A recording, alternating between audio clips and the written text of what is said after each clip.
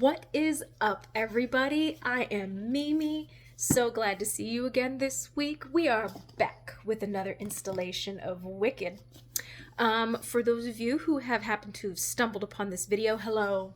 This is a book reading series, obviously.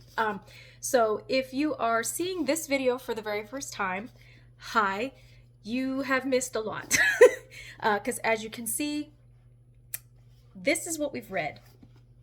This is what we have left. But do not panic. If you are just seeing this video for the very first time, please feel free to check out my other previous readings of Wicked on my channel here on YouTube. And also, if you happen to be interested in any of the other books that I have read and have uploaded on my playlist, please feel free to check those out. Leave me some comments and suggestions for future books or future series that you would like me to read. I'm always down for suggestions. I love your guys' feedback. So typically I will upload videos like once a week. I try to do them on Mondays. Most of the times it works. Sometimes it doesn't. But yeah, so I read more or less for about an hour every Monday. And yeah, so this particular book, if you have seen the show, like on Broadway, if you have seen the first movie of the two movies that are going to be coming out, this book is not those. I mean, those two forms of media get inspiration from this book, but there are lots and lots of differences in this book that do not get expressed in the show or in the movie. This book has a lot of adult themes in it. It's a bit darker. So if you're seeing this video for the first time and you think, awesome, my kids and I loved seeing Wicked. No. This is not for little kids.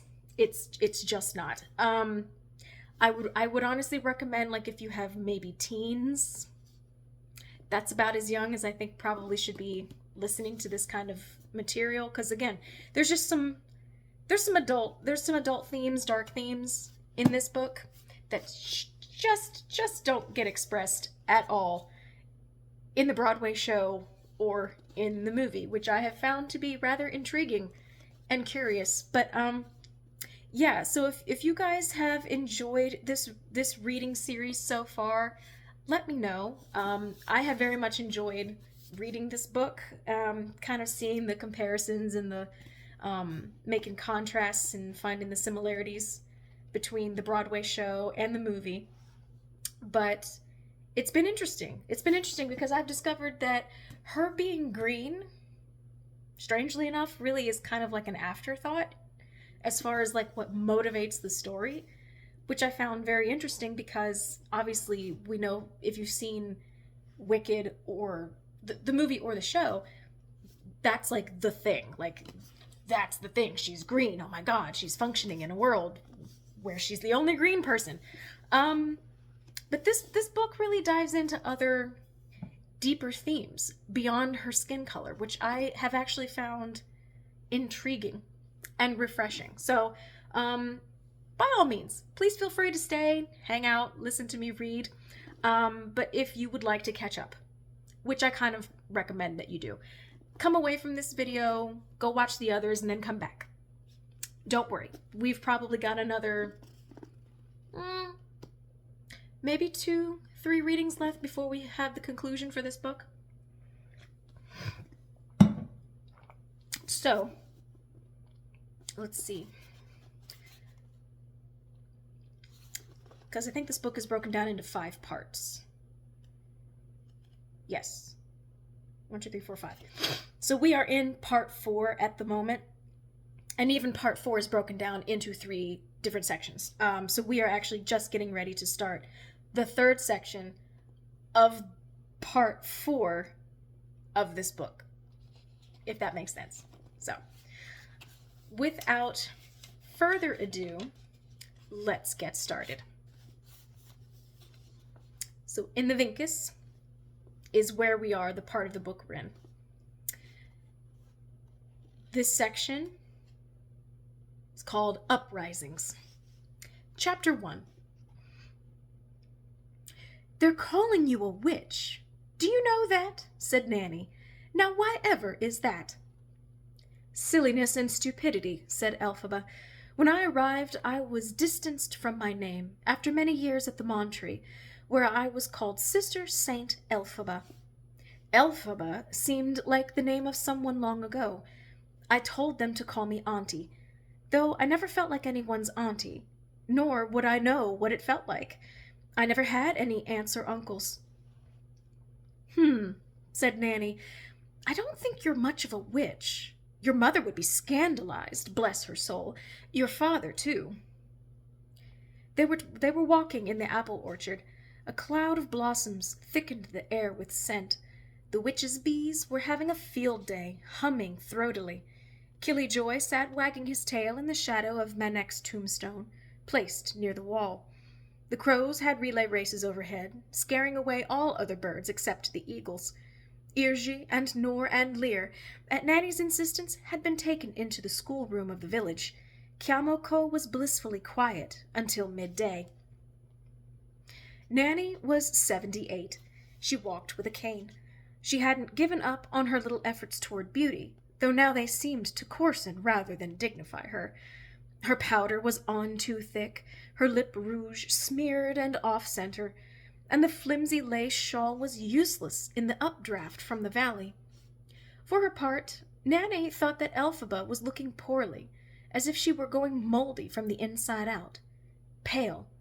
A disintegration of sorts. Elphaba didn't seem to care for her beautiful hair at all, keeping it knotted up out of sight underneath that ridiculous hat, and the black gown needed a good washing and airing. They stopped at a lopsided wall and leaned against it.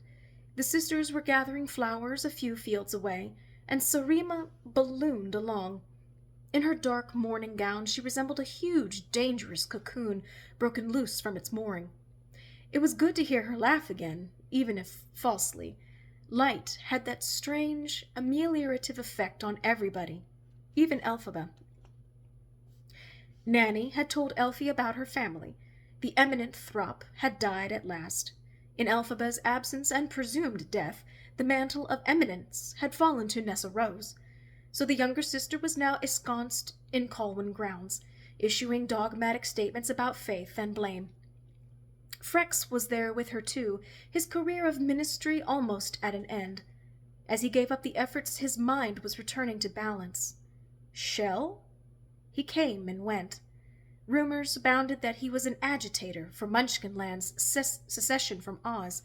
He had grown up handsome and fine, in Nanny's biased opinion, straight of limb, clear of skin, direct of speech, bold of heart. He was now in his early 20s. "And what does Nessa Rose think of secession?" Elphie had asked. "Her opinion about it will be important if she's the eminent Throp now." Nanny reported that Nessa Rose had grown to be far cleverer than anyone anticipated. She kept her cards close to her chest and issued vague statements about the revolutionary cause, statements that could be read several ways, depending on the audience. Nanny assumed Nessa Rose intended to set up some sort of theocracy, incorporating into the governing laws of Munchkinland her own restrictive interpretation of unionism. "Your sainted father, Frex himself, doesn't know if this would be a good or bad thing, and keeps silent on the matter. He's not much for politics. He prefers the mystical realm." There was, Nanny observed, even some local support for Nessa Rose's plans, but since Nessa Rose governed her remarks well, the wizards' armed forces garrisoned in the area could find no excuse to arrest her. "She's adept at this," Nanny admitted. "Shiz taught her well. She stands on her own 2 feet now." The word adept sent chills down Elphie's spine. Was Nessa Rose even now responding to some sort of spell that Madame Morrible had placed on her, those foggy years ago in the parlor at Crage Hall? Was she in fact a pawn, an adept of the wizard, or of Madame Morrible? Did she know why she did what she did? For that matter, was Elphaba herself merely playing a piece of a higher, evil power? The recollection of Madame Morrible's proposals for their careers, hers and Nessa Rose's and Glinda's, had come back to Elfie with a shock following the recovery of Lear from his saturation and near drowning last winter. When he finally came around enough to answer questions about how he had come to be in the fish well, he could only say, "The fish talked to me. She told me to come down." Elfie knew in her heart that it was Menek, horrible, evil Menek, who had tortured the boy unmercifully and openly all winter. She didn't care that Menek died. Even if Menek was the precious son of Fiyero, any torturer was fair game for javelin icicles. But she had to pause, gulping at what Lear had said next. He said, "The fish told me she was magic. She said that Fiyero was my father, and that Irji and Menek and Noor are my brothers and my sister." "Goldfish don't talk, sweetheart," Sarima said. "You're imagining things. You were down there too long and your brain got waterlogged." Elphaba had yearned toward Lear, a strange, unhappy compulsion. Who was this boy who lived in her life? Oh, she knew more or less where he came from, but who he was, it seemed to make a difference for the first time in her life. She had reached out and put her hand on his shoulder. He had twitched it off. He was not used to such a gesture, and she had felt rebuffed. "Want to see my pet mouse, Lear?" said Noor, who had been warm to the boy during his convalescence. Lear always chose the company of his peers over questioning by the grown-ups, and it was impossible to pry further information out of him about his ordeal. He didn't seem much changed, except that with Menek dead, Lear charged around Kiamoko with greater zest and liberty. And Sarima had looked at Elphaba, and Elphaba thought the hour of her liberation was at hand at last. "How silly of the boy! He's delusional," Sarima had said at last. The idea of Fiyero being his father. Fiyero didn't have an ounce of fat on his body. And look at the boy. Under the terms of her welcome, Elphaba could not prod Sarima to change her mind, but she stared at her hostess, willing her to accept the facts. But she wouldn't. "And whoever might the mother be," said Sarima blandly, touching the hem of her skirt softly. "It's preposterous beyond words." For the first time, Elfie wished that Lear had at least an undertone of green in his skin. Sarima had swept away to weep in her chapel for her husband, for her second son. And the terms of Elfie's imprisonment, as an unwilling traitor, as an exiled Mont, as a hapless mother, as a failed insurrectionist, as a witch in disguise, remained unchanged. Though the idea of a goldfish or a carp, capital G, capital C, in the fish well telling such things to Lear, was there any possibility in that? Or had Madame Morrible the ability to change her shape, to live in cold darkness, to slip in and observe what Elfie was up to? Lear had no imagination to speak of. He couldn't have come up with that by himself. Could he? When she went to look in the fish well, many times at all hours of the day or night the old carp, or carp, big C, stayed out of sight. "I'm glad to hear Nessa Rose is on her own 2 feet, said Elphaba at last, coming back to the orchard from her musings. Nanny was gnawing at a piece of sugar candy.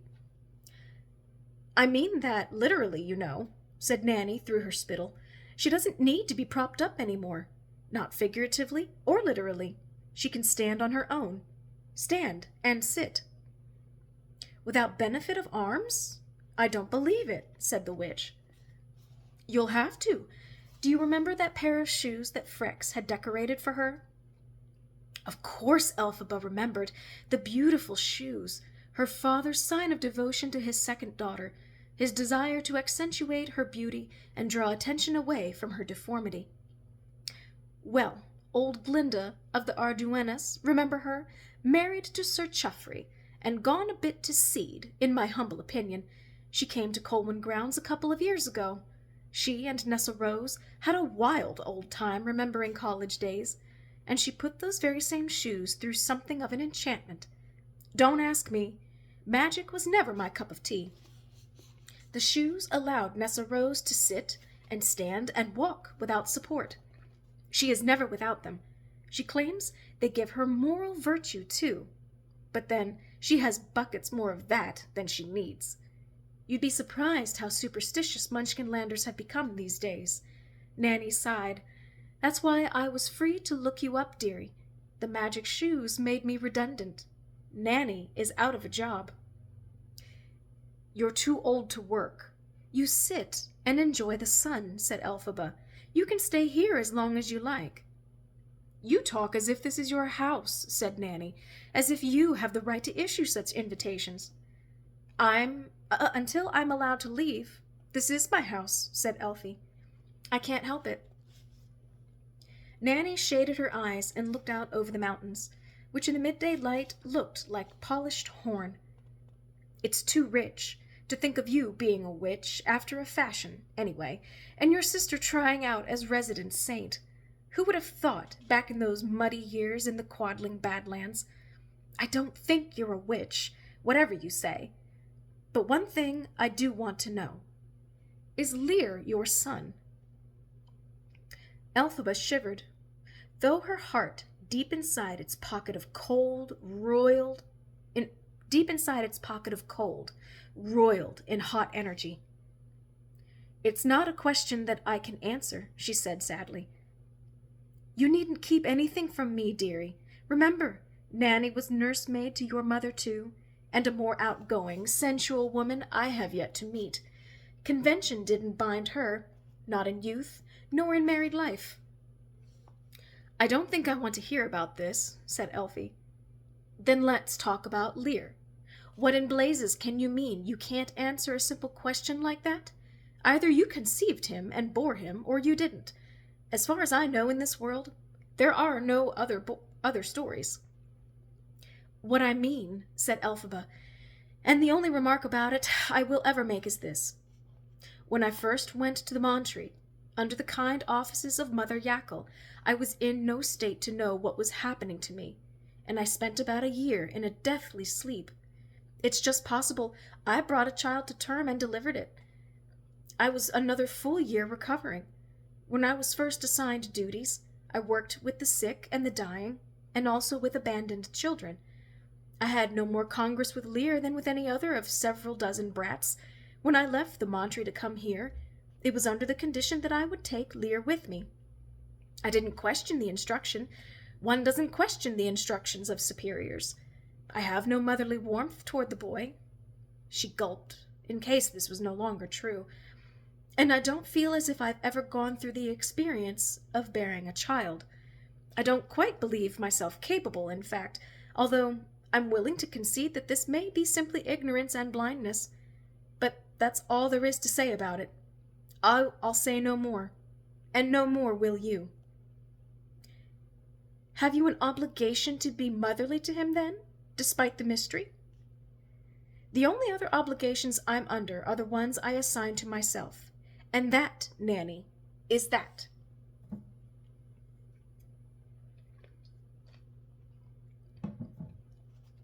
You are too tart. The situation makes you unhappy. But if you think I came here to raise yet another generation of Throps, forget it. Nanny is in her senility now, remember, and happily so. But Elphaba couldn't help noting that in the weeks that followed, Nanny began to attend to Lear's needs more lovingly than she did the needs of Nor and Irgi. Elphaba registered it with shame, for she also saw how willingly Lear responded to Nanny's attention. In telling tales of Shell's derring-do, her racy old heart pitter-pattering almost visibly beneath her breastbone, Nanny revealed details of the wizard's campaigns. It made Elphaba furious, for she had kept hoping to lose interest in the ways of evil men. Nanny buzzed on about the wizards having mounted a new kind of youth camp, the Emperor's Garden, a pretty, euphemistic name. All Munchkinlander children from 4 to 10 were required to attend in month-long summer residencies. The children were sworn to secrecy. A great game for them, no doubt. Nanny told a long-winded tale, more suited to toothless cronies in a fireside inglenook than to a dinner table with upright and repressed Arjiki spinsters, of how Shell, dear stranger brother Shell, disguised himself as a potato man doing deliveries, and got in the gates. Oh la! The many amusing adventures of a rake. The camp general's nubile daughter in Deshabille, Shell's inventive alibis, his dalliances, his narrow escapes, almost being discovered at his liaisons by children. What a lark! Nanny remained a mouthy old peasant at heart despite her airs. Elphaba thought, she hardly comprehends she is talking about indoctrination, betrayal, forced conscription of children into low-level warfare. With Elfie's newfound awareness of Lear hovering at the edges of her life, bumbling gently through her days, she found these tales of indoctrinated children horrifying and repugnant. She went to the grimoire and hauled open its massive cover, leather ornamented with golden hasps and pins, and tooled with silver leaf, and pored through the tome to find what makes people thirst for such authority and muscle. Is it the sheer nature of the beast within, the human animal inside the human being? She looked for a recipe for the overthrow of a regime. She found much on power and damage, but little on strategy. The grimoire described poisoning the lips of goblets, charming the steps of a staircase to buckle, agitating a monarch's favorite lapdog to make a fatal bite in an unwelcome direction. It suggested the nocturnal insertion, through any convenient orifice, of a fiendish invention, a thread like a piano wire, part tapeworm, and part burning fuse, for a particularly painful demise. All of this seemed carnival sleight of hand to Elphaba. What was more interesting in her reading was a small drawing she saw next to a section marked Evil Particulars. The drawing, done, if you would believe gullible Sarima, in some world other than theirs, was a clever sketch of a broad-faced woman-fiend, written in an angular, bronchiating script with elegant tapering serifs. All around the illustration were the words Yackle Snarling. Elphaba looked again. She saw a creature part woman, part grassland jackal, its jaws open, its hand-paw lifted to rip the heart out of a spider-web, and the creature reminded her of old Mother Yackle from the Montree. Conspiracy theories, as Sarima had said, seemed to bedevil her thinking. She turned the page. Nothing in the grimoire on how to depose a tyrant, nothing useful. Armies of holy angels were not answerable to her, nothing there that described why men and women could turn out so horrible, or so wonderful, if that ever happened any more.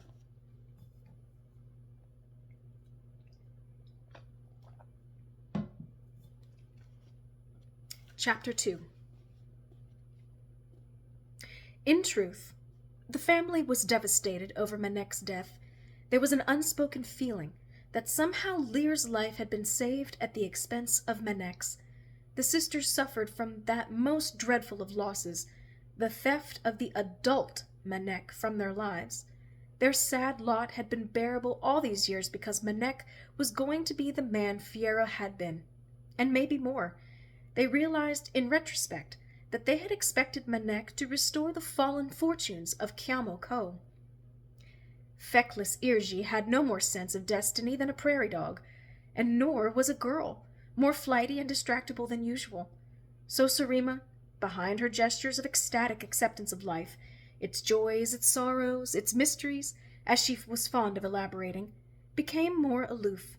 Never close to her sisters, she began to take her meals alone in the solar. Irji and Nor, who had enjoyed a sort of allegiance from time to time against the headstrong malice of Manek, had less to bind them together now. Irji began to moon about in the old Unionist chapel, teaching himself to read better by scrutinizing moldy hymnals and breviaries. Nor didn't like the chapel. She thought the ghost of Manek lingered there, as that was the last place she had seen his body in the unwrapped shroud, so she tried to ingratiate herself with Auntie Witch, but to no avail. You are out to make mischief with Chistery, snapped Elfie, and I've got work to do. Go bother someone else. She aimed a kick at Nor, who, whimpering and screaming as if it had hit home, left in a funk. Nor took to wandering, now that the summer was coming in, down the high valley, the one with the stream at its bottom, and up the other side, where the sheep were nibbling on the best grass they would get all year. In previous years she would either have been with her brothers, or she would have been forbidden to go climbing alone. This year no one was paying enough attention to her to forbid it. She wouldn't have minded being forbidden. She wouldn't have minded the strap even. She was lonely. One day she wandered particularly far down the valley, luxuriating in the strength and endurance of her strong legs. She was only 10, but a strapping, mature 10. She had hiked her green skirt up into her belt, and because the sun was high and strong, she had shucked off her blouse and tied it like a bandana around her head. She hardly had a swelling here or there on her chest with which to startle any sheep, and anyway she expected to be able to spot a shepherd from miles away. How in the world did I come to be here of all places in Oz, she asked herself, freshly treading upon the terrain of reflection. Here I am, a girl on a mountain, nothing but wind and sheep and grass like an emerald brush fire, green and golden as lurlinimous decorations, silky in the updraft, coarse in the downdraft. Just me, and the sun, and the wind, and that group of soldiers coming out from behind the rock. She slid down onto her back in the grass, fixed up her blouse, and raised herself to her elbows, hiding. They were not soldiers such as she had seen before. They were not Arziki men in their ceremonial brasses and helmets, with their spears and shields. These were men in brown uniforms and caps, with muskets or something slung over their shoulders. They were wearing a kind of boot, rather high and inappropriate for hill walking, and when one of them had stopped and was fiddling with a nail or a stone in his boot, his arm disappeared inside it, right up to his elbow. There was a green stripe down the front of their uniforms, and a bar across it, and Nor felt cold with an unfamiliar sense of anticipation. At the same time, she wanted to be seen. What would Menek have done? She asked herself. Irji would run, Lear would puzzle and dither, but Menek? Menek would have marched right up to them and found out what was going on. And so would she. She checked once again to make sure her buttons were done up, and then she strode down the slope toward them. By the time she had got all their attention, and the man with the boot off had slipped it back on, she was beginning to rethink the wisdom of the plan. But it was too late to run away now. Hail, she said in a formal way, using the language of the East, not her own Arziki vernacular. Hail and halt! I am the princess daughter of the Arzikis. This is my valley you are marching your big black boots along. It was broad noon when she delivered them into the castle keep of Kyamoko. The sisters were in their summer laundry yard, beating carpets themselves because they didn't trust the local scrub wives to treat them respectfully enough. The sound of boots on cobbles brought the sisters running through an archway, all flushed and dusty, hair wrapped in cotton scarves. Elphaba heard the noise too, and threw her window open and stared. Not an inch farther until I come down, she called, or I'll turn you all to rodents. Nor, come away from them. All of you, come away. I shall fetch the Dowager Princess, said Tu, if it please you, gentlemen. But by the time Sarima arrived, drowsy from a nap, Elphaba had descended, her broom over her shoulder, her eyebrows up to her scalp. You have no invitation here, said Elfie, looking more like a witch than ever in her montish skirts. So just how welcome would you like to be made? Who is in charge here? You? Who's the senior one leads this mission? You? If you please, madam, said someone, a strapping Gillikinese man of about 30. I am the commander. The name is Cherrystone, and I'm under the Emperor's orders to requisition a house large enough to shelter our party while we are in this district of the Kells. We are doing a survey of the passes to the 1,000-year grasslands. He produced a sweat-stained document from inside his shirt. I found them, Auntie Witch, said Nor proudly.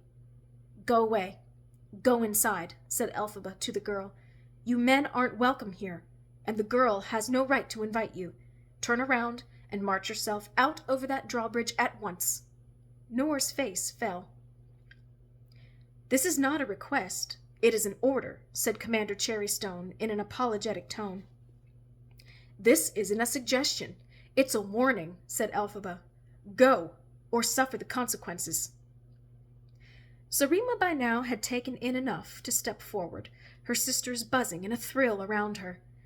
"Auntie Guest," she said, "you forget the code of the mountains, the same code by which you came to lodge here, and your old nanny after you.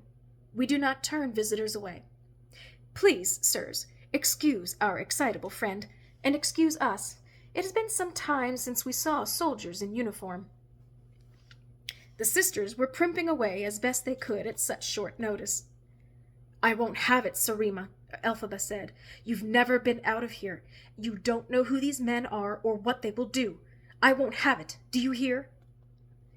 "It's the high spirits, the determination. It makes her so much fun to have around," said Sarima a trifle meanly, as in general she really did enjoy Elphaba's company, but she did not like having her authority usurped.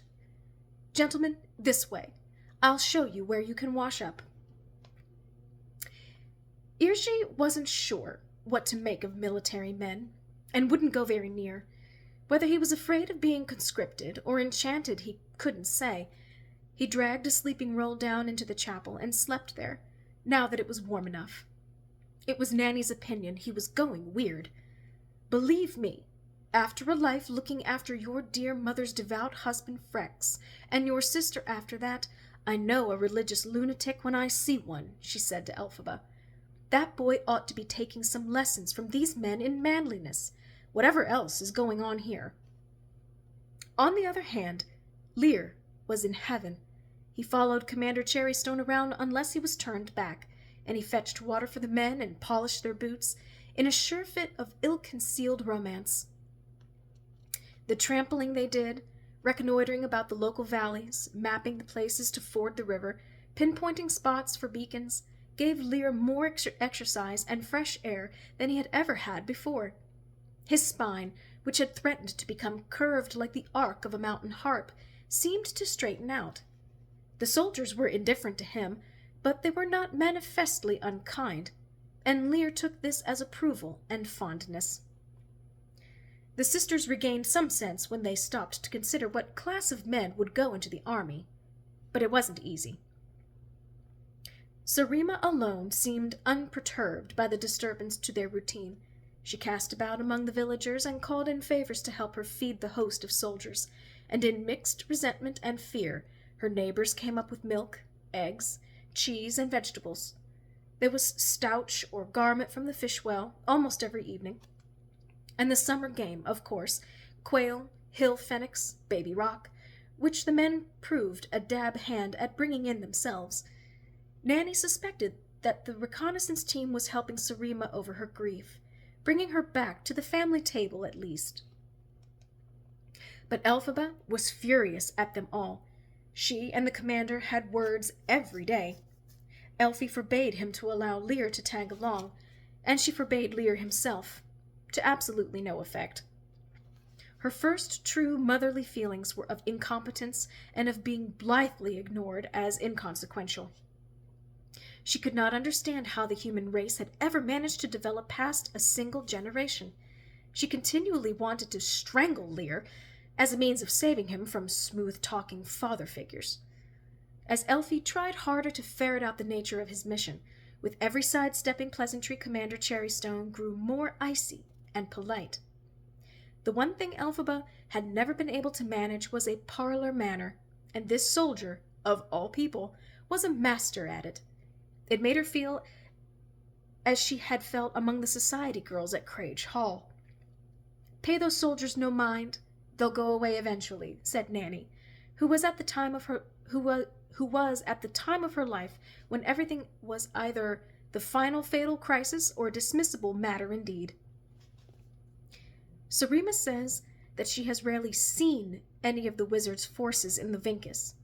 This was always arid, lifeless, of little interest to the farmers and merchants of northern and eastern Oz.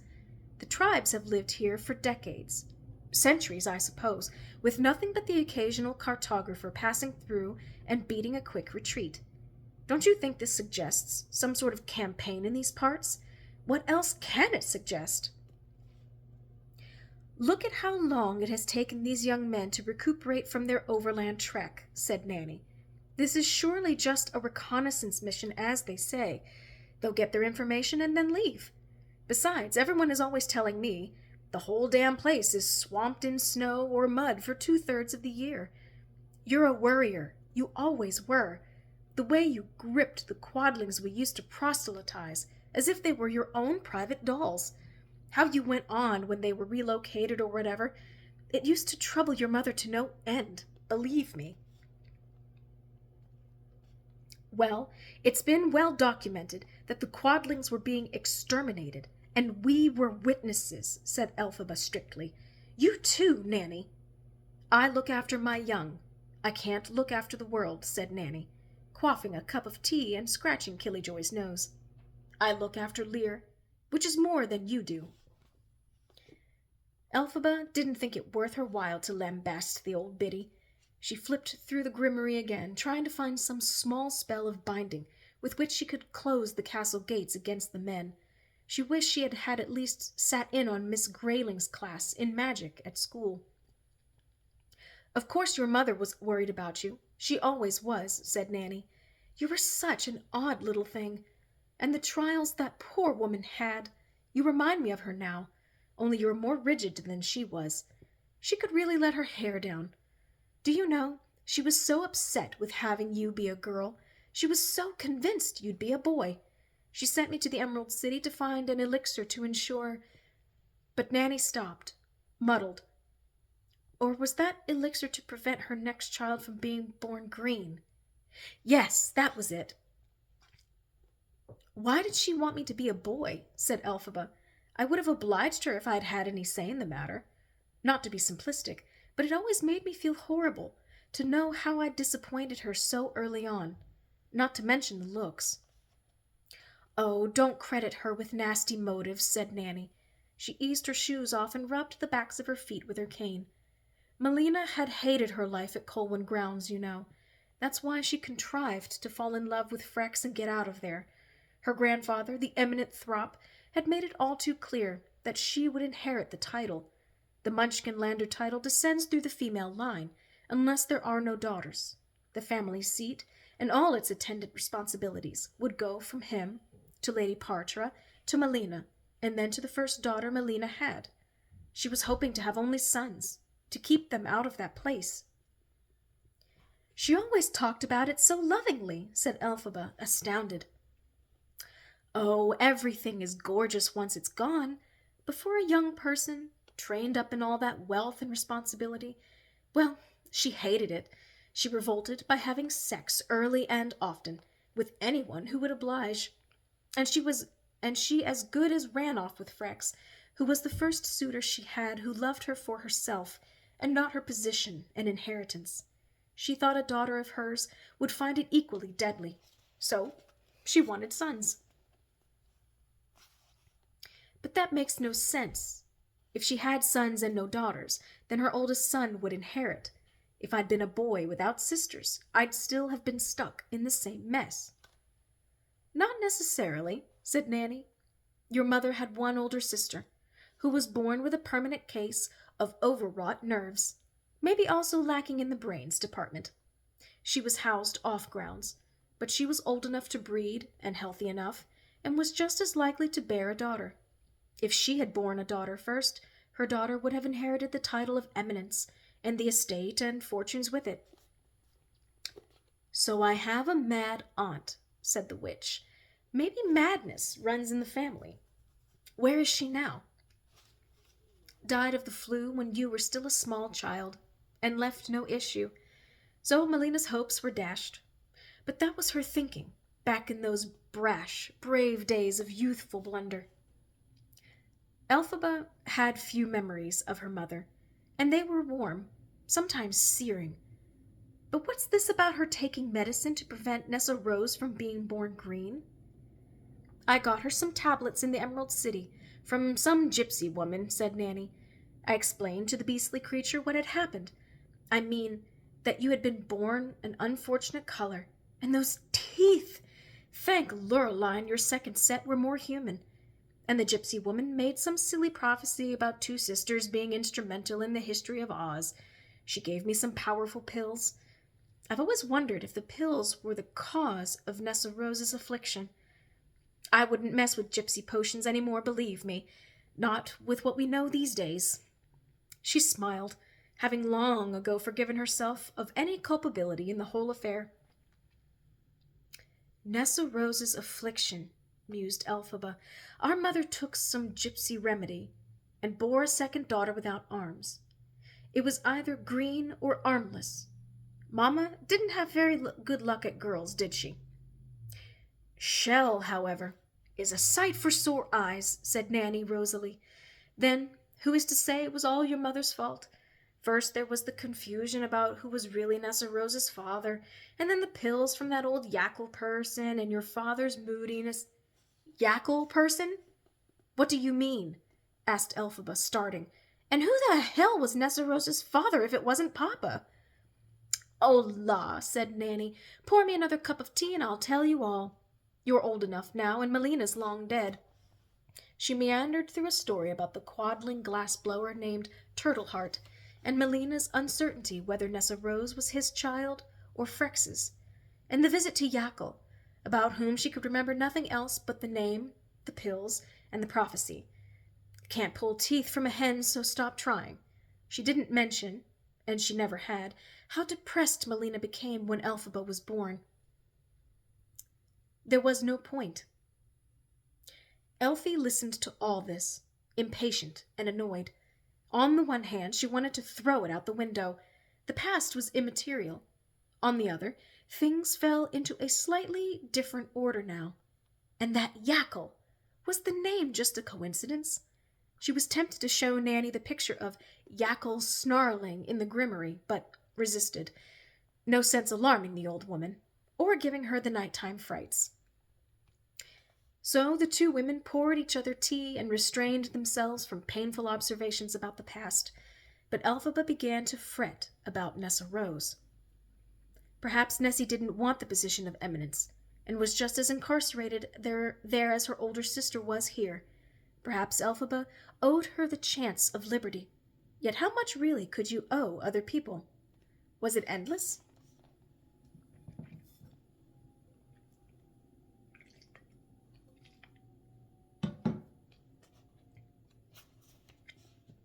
Chapter 3. Nor was beside herself. In a short time her whole life had changed, so utterly. The world was more magic than ever, but it seemed lodged inside her now, not outside. Her body was waiting to flame, to blossom, and no one seemed to care or notice. Lear had become a water boy for the expeditionary soldiers.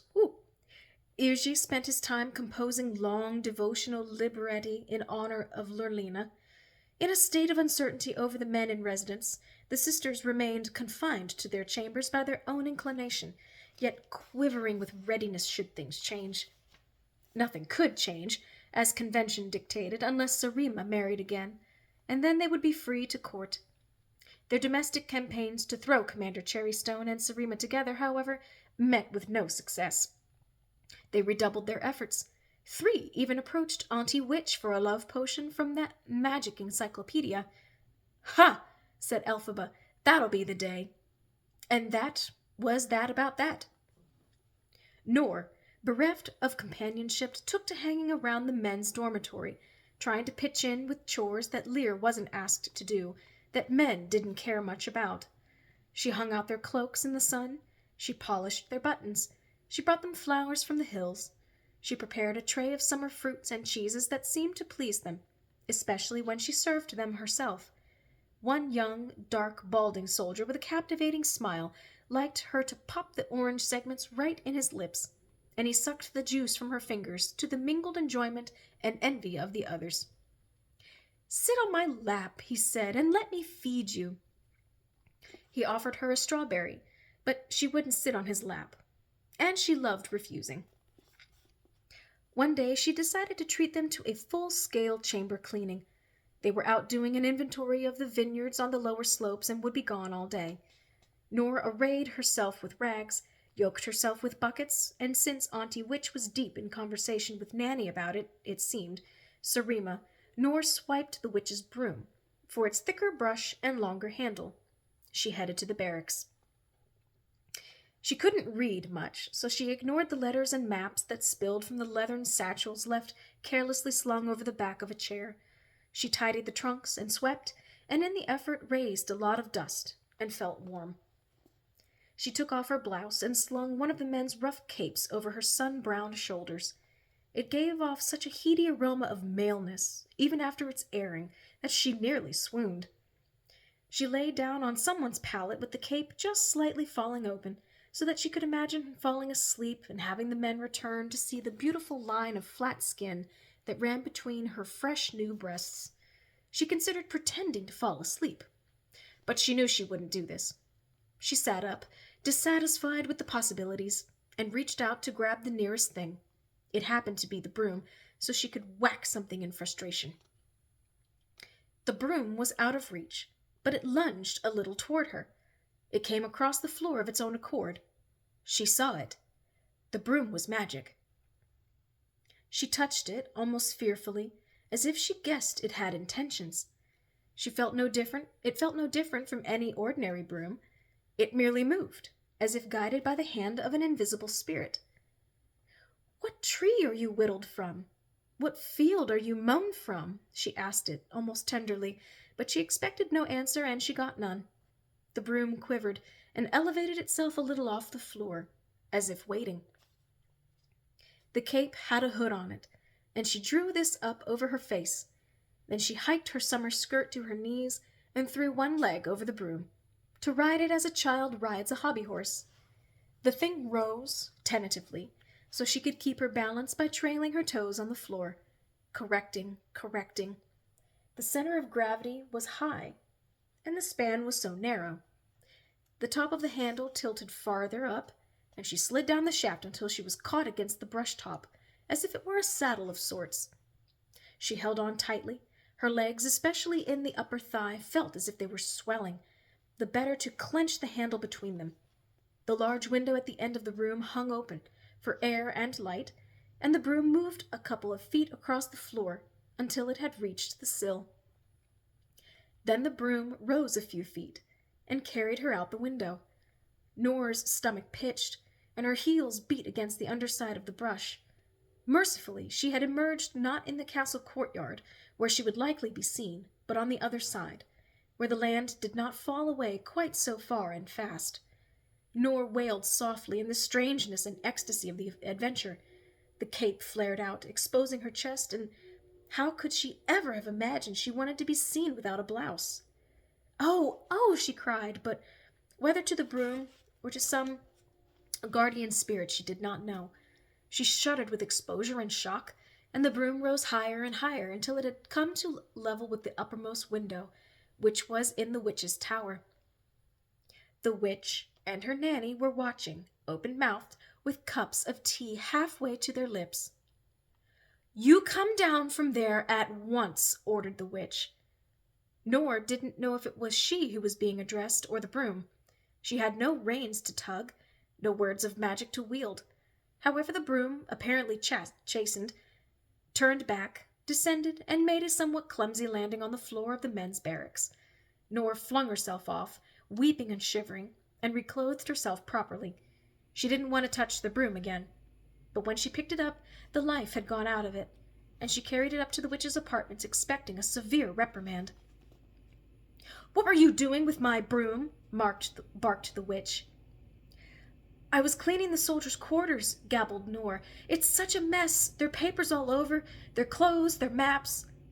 "Keep your hands off my things, you," said the witch. "What kinds of papers?" "Plans? Maps? Letters? I don't know," said Nor, regaining her spunk. "Go look for yourself. I didn't pay attention."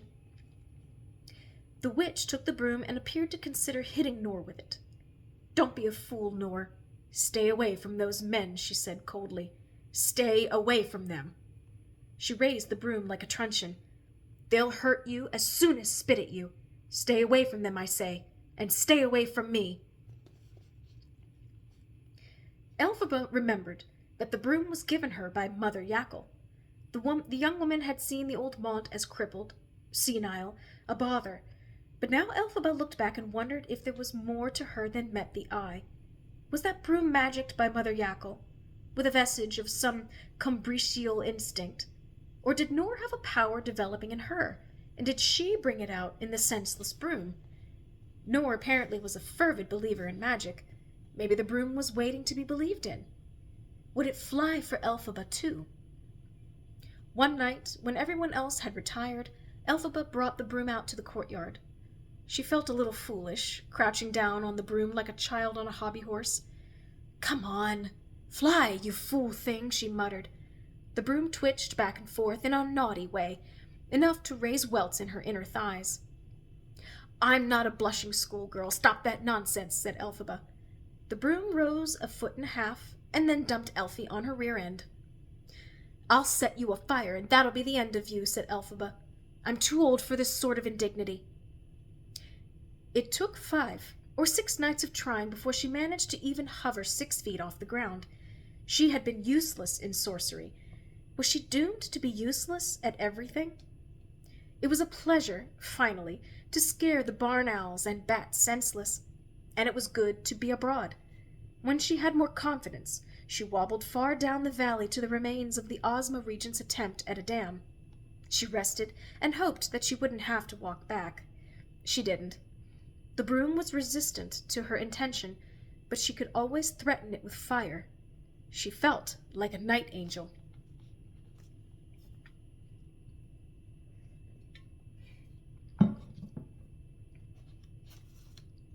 In midsummer, an Arziki trader came along with pots and spoons and spools of thread, and he carried with him some letters left at an outpost farther north.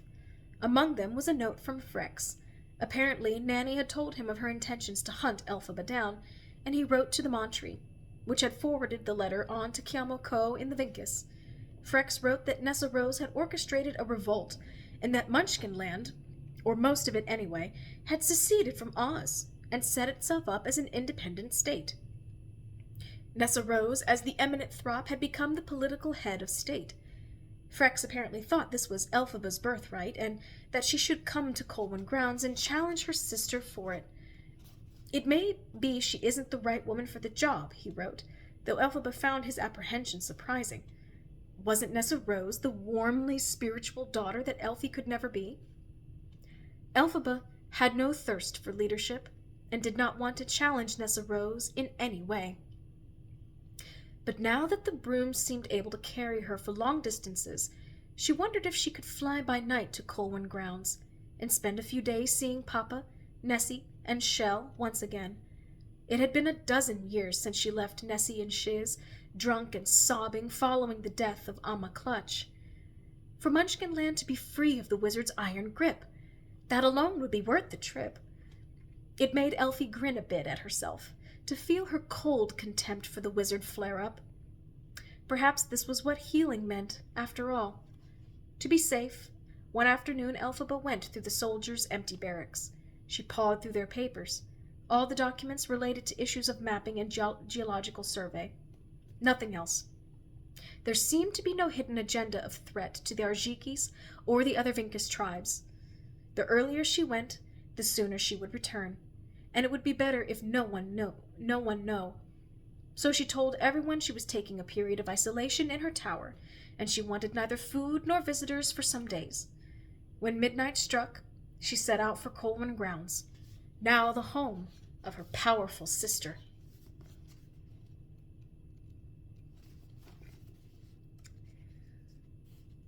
All right. That will bring us to a close for the evening. Thank you all so very much for joining me today. I hope you enjoyed that reading as much as I did, because we're going through this book together for the very first time. Yeah, so like I said, they mention her skin again, like it's been such a really like a secondary thing in this story. It's really just kind of amazing how they were able to get a completely different narrative for the musical and the movie when there are so many other politically charged, deeply complex issues in this book that really weren't touched on at all in the movie or in the show, which I find that fascinating. But anyway, I hope you guys are just as excited as I am for next week's read, because it sounds like it's starting to, we're getting into the home stretch, so I imagine things are going to start to get kind of dicey, maybe. We'll see. But until next week, I hope you guys have a fantastic week. Stay safe, stay hydrated, and I will see you next Monday. Bye.